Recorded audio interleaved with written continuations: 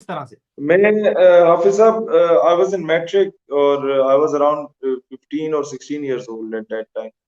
तो तब मैंने अंजुमन तलबा इस्लाम एटीआई, एक तलबा तंजीम है जो कि पाकिस्तान की स्टूडेंट ऑर्गेनाइजेशंस में से सबसे बड़ी तलबा तंजीम थी, जिसने अब भी है, हमारी मादर फिक्री है। और उसने पंजाब में 1987 में तमाम कॉलेजेस और यूनिवर्सिटीज में क्लीन स्वीप किया था जब तलबा तंजीमात के इलेक्शन में थे। तो मैंने उस एटीआई से स्टार्ट लिया अपनी स्टूडेंट पॉलिटिक्स का इन 2011 या 2010, उस दौर से। और 5-6 साल में एटीआई में रहा। फिर हमने 2015-16 में जाके स्टेट यूथ पार्लियामेंट बनाई। और जो पहला, आई स्टिल रिमेम्बर, हमारा एहतजाज था 2011 में। वो था, नेटो ने सलाला चेक पोस्ट पे अटैक किया था, हमारे कोई 18-20 जवान और कुछ ऑफिसर्स जो हैं वो शहीद हो गए थे। तो उस पे एहतजाज जब हमने किया तो सारे वो मम्मी डैडी बच्चे थे फौजी अफसरों के जो मेरे साथ थे। तो वो जिन्होंने मुझे कहा था कि जनाब आपने एहतजाज करना है, इसमें हमारे वालिद साहब भी हो सकते थे, जो शोहदा की लिस्ट है उसमें। मैंने कहा ठीक है एहतजाज करेंगे। तो जिस दिन एहतजाज था उस दिन उन्होंने मुझे कहा कि जनाब हमारे अब्बा जी ने हमें इजाजत नहीं दी कि आप नारे लगाएं। तो मैंने कहा मेरे अब्बा जी ने तो पूरा इलेक्शन ऑफिस खोला हुआ है ना जैसे। तो any how when I stood up, तो तिलावत भी मैंने की, नात भी मैंने पढ़ी, तकरीर भी मैंने की और नारे तकबीर भी फिर मैंने ही बुलंद किया।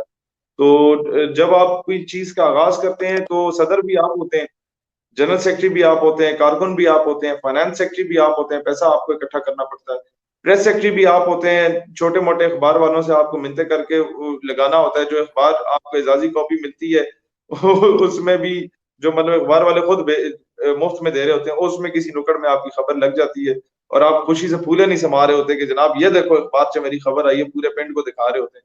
तो वो दौर भी हमने देखा, एक नजरियाती वर्कर के लिए बड़ी चीज होती है। फिर वॉल चॉकिंग भी मैंने की अपने दौर में 2010, 11, 12 में। जो मतलब एक तंजीमी कारकुन का काम होता है, वो सुजुकियों से लटक के हम लोग जाते थे तंजीमी फंक्शंस में। फिर एटीआई की कन्वेंशन होते थे मरी में, तो हम लोग बड़ा छुप छुपा के पहुंच जाते थे उधर, घर से वॉक करने के बहाने वहां जाते थे। और वहां पे तकरीरें सुनने नहीं जाता था, वहां जब नारे लगते थे ना, सैयदी मुर्शिदी या नबी सल्लल्लाहु अलैहि वसल्लम की गर्दान, उसमें कई लोग बेहोश हो जाते थे। इस हद तक वजदानी कैफियत तारी हो जाती थी। हम वो गिरदान सुनने जाते थे जो रूहानी कैफियत उससे मिलती थी।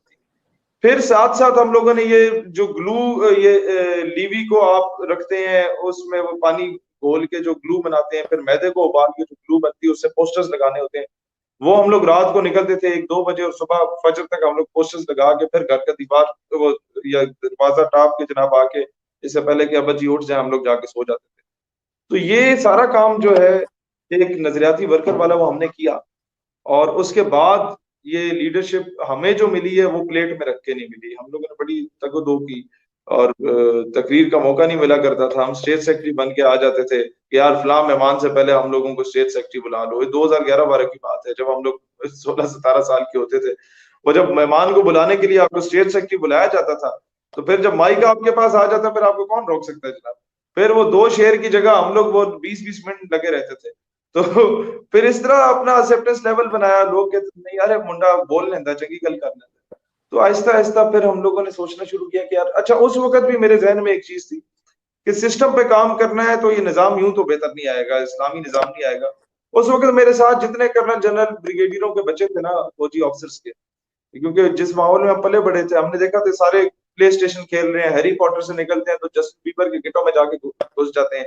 मतलब इन लोगों का वो आइडियोलॉजिकल बेस जो थी वो इतनी मजबूत नहीं थी, क्योंकि अब्बा जी बेचारे सारा जिंदगी उन्होंने बॉर्डर्स पे गुजारे होते थे या दूसरे शहरों में गुजारे होते थे। घर में इन्हें सरकारी गाड़ियां भी मिल जाती थी, लूट इन्होंने मचाई होती थी, अब्बा जी बेचारा ख्वारी काट रहा होता था वहां। तो उन लोगों पे मैंने फोकस किया कि यार ये बेशक निकम्मा भी है ना, लेकिन क्योंकि ये करनैल का पुत्र है, ये जर्नैल का पुत्र है, ब्रिगेडियर का पुत्र है, इसने किसी किसी जगह पे पहुंच ही जाना है, या सिफारिश पे पहुंच जाएगा या ये किसी न किसी खाते पे पहुंच जाएगा। इस पे काम करो, इसको बंदे का पुत्र बना दो। ये अगर नजरियाती बंदा बन गया, इसके दिल में इश्क मुस्तफा की तरफ फरोजा हो गई, इसके दिल में हुब्बुल वतनी की तरफ फरोजा होगी, कल को ये अगर आर्मी ऑफिसर बना, कल को ये अगर वो जो है क्या कहते हैं अच्छा इंजीनियर डॉक्टर बन गया या वकील बन गया या बैरिस्टर बन गया या बड़ा बिजनेसमैन बन गया, तो आज से 10-12 साल के बाद आपके मुल्क को प्रोटेक्ट की सूरत में एक बड़ा अच्छा लीडर मिल जाएगा जो आपके नजरिए का दिफा करेगा।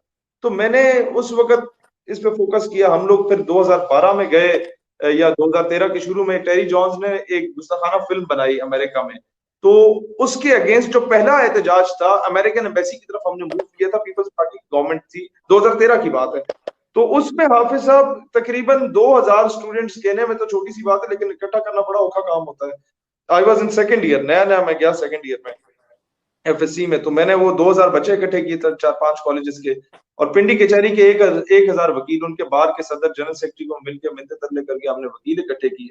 और वहां से हम लोग जनाब पैदल हमने मार्च किया कोई 30-35 किलोमीटर, और अमेरिकन एम्बेसी पहुंचे। सख्त गर्मी का महीना, अगस्त में जो स्कूल खुलते नहीं है गर्मियों की छुट्टियों के बाद, उसमें जनाब हमने मार्च किया।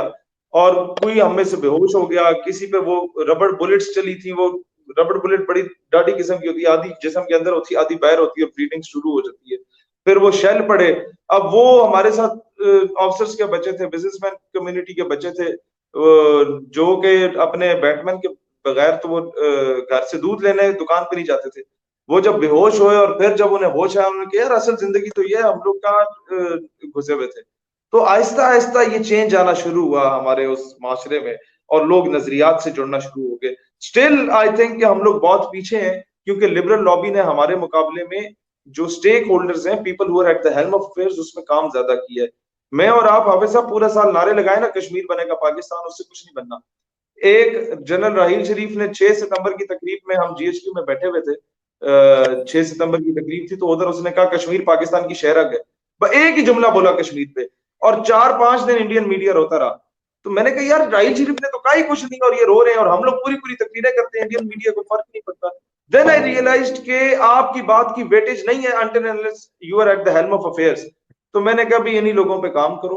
मुस्तकबिल का चीफ ऑफ आर्मी स्टाफ आपका तरबियत याफ्ता बंदा होना चाहिए। मुस्तकबिल का चीफ जस्टिस ऑफ पाकिस्तान आपका तरबियत याफ्ता बंदा होना चाहिए। मुस्तकबिल का वजीर मशीर जो है वो आपका तरबियत याफ्ता होना चाहिए। तब जाके पाकिस्तान का निजाम तब्दील होगा, तब जाके practically you could be able to implement what you want. नहीं तो हम नारे लगाते रहेंगे सड़कों पे निकल के। तो इस चीज पे हमने तब से फोकस करना शुरू किया। जी हाँ।